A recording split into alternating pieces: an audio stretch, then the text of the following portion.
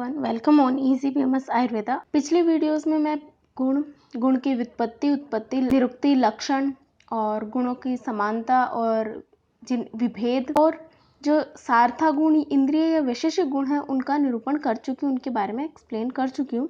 अब आज का अपना टॉपिक है इस वीडियो में परादि गुण या फिर जिन्हें सामान्य गुण भी कहते हैं, निरूपण।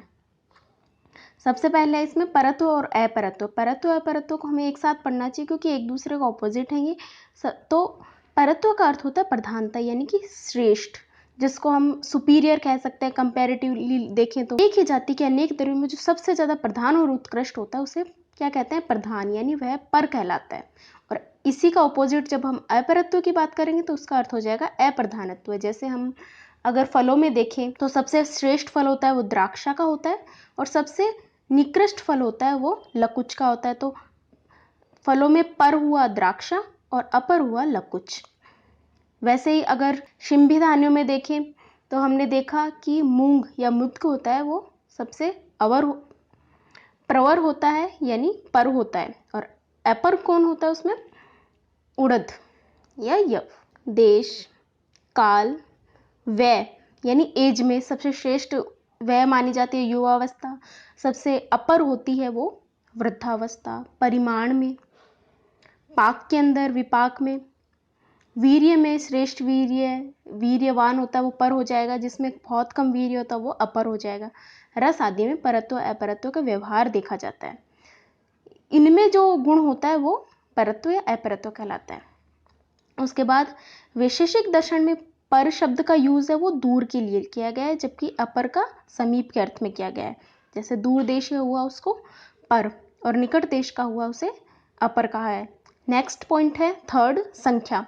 संख्या के लिए बताया संख्या स्याद गणितम, यानी कि जिसकी गणित ये विधि से गणित संबंधी व्यवहार का जो हेतु है वह संख्या कहलाती है। जैसे 1, 2, 3 आदि अंकों में हम व्यक्त करते हैं तो यह परार्ध पर्यंत है, यानी इनफाइनाइट तक, एक से लेकर परार्ध पर्यंत तक होती है। तो एक संख्या है वो किन की होती है? केवल 3 पदार्थों में। नित्य में 3 पदार्थ है, जीव, ईश्वर और प्रकृति।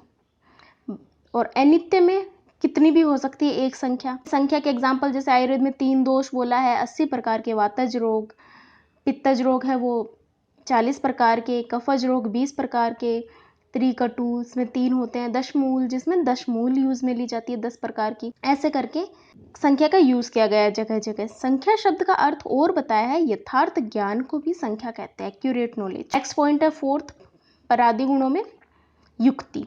युक्तिस्तु योजना या तु युज्यते कहा है। युक्ति वह योजना है, वह प्लानिंग है जो कि सफल होती है। अगर वह सफल नहीं होती तो उसको युक्ति न कहकर केवल योजना कहते हैं। अगर वह अपनी योजना सफल हो जाती है तो उसे युक्ति कहे। जैसे अगर कोई पेशेंट आया उसको हमने युक्ति लगाकर कि इसकी उम्र वह ये है और इसका सत्व ऐसा है तो हम ऐसी औषधि देंगे तो ठीक हो जाए। अगर वो इससे ठीक हो जाता है तो वो युक्ति कहलाएगी, वरना उसे केवल योजना कहेंगे।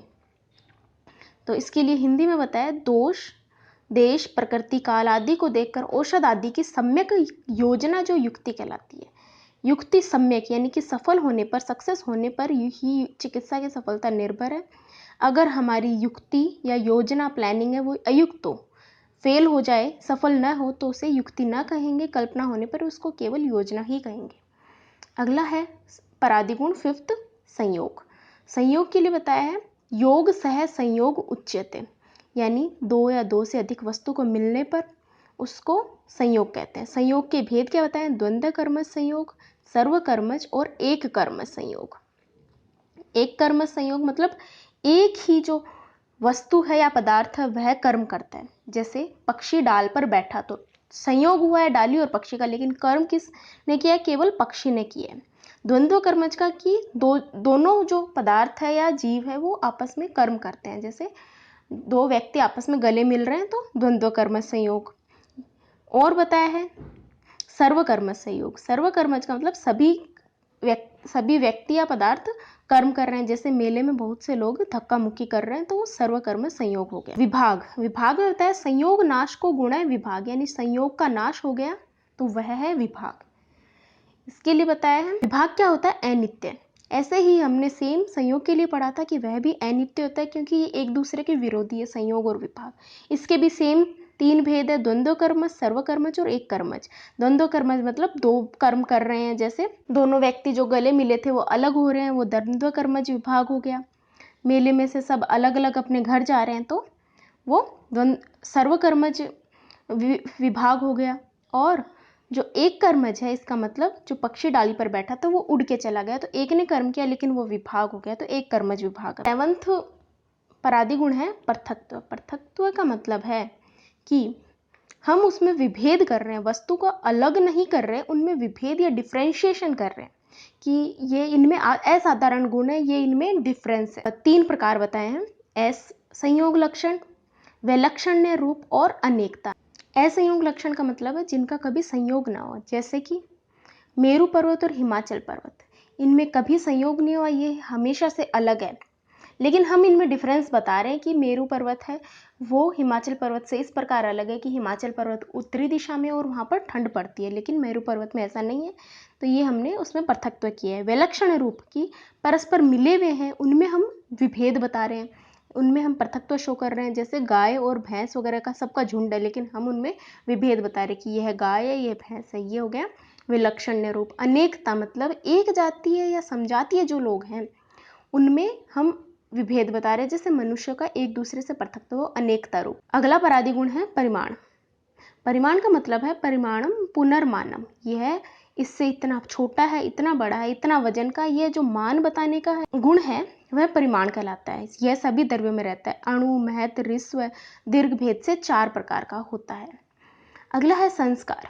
संस्कार के लिए बताया संस्कार करणम मतम, यानी कि अन्य गुणों का आदान करना संस्कार कहलाता है। किसी वस्तु में वह गुण उसमें उसकी उत्पत्ति से नहीं है, लेकिन उसमें हम बाद में संयोग कर रहे हैं और वह गुण उत्पन्न हो जाना, जैसे आचार्य चरक ने ये भी कहा है कि संस्कारो ही गुणांतराधानम उच्यते। किसके द्वारा, जैसे जल के संयोग से, प्रक्षालन, धोकर, मर्दन करके, भावना करके, मंथन, अग्नि संयोग से उत्पन्न करना, ये सब संस्कार है। जैसे कि चावल होते हैं वो गुरु होते हैं, उनमें अग्नि संयोग कर कर हमने लघु उत्पन्न कर दिया, जबकि चावल में उसके जन्म से गुरु गुण होता है, तो ये है संस्कार के द्वारा हमने इसमें दूसरे गुण की उत्पत्ति की है। वैशेषिक और न्याय दर्शन में संस्कार के 3 भेद बताए, वेग, भावना और स्थिति स्थापक। तो ये 2 नंबर में क्वेश्चन पूछा जाता है कई बार कि संस्कार के भेद बताए, तो वेग, भावना और स्थिति स्थापक। वेग है वो मूर्तिमान द्रव्य में मिलता है, जैसे पृथ्वी, जल, अग्नि और वायु तथा मन में। और भावना नामक है, भावना का मतलब होता है कि जो हमने पहले कुछ विषय अनुभव किए उनका वापस से स्मरण कर रहे हैं, वो सब संस्कार के अंदर आता है। यह केवल आत्मा में मिलता है भावना नामक संस्कार। अगला है स्थिति स्थापक, जिसके कारण पदार्थ अपने पुराने स्वरूप में वापस आते हैं, जैसे हमने किसी डाली को खींचा पकड़कर और वो वापस छोड़ने पर वैसी ही स्थिति में चली जाती है, यह स्थिति स्थापक संस्कार है। अगला है अभ्यास। अभ्यास का मतलब है कि बार बार एक ही चीज का हमें सेवन करना, एक ही कर्म को करना, यह अभ्यास कहलाता है।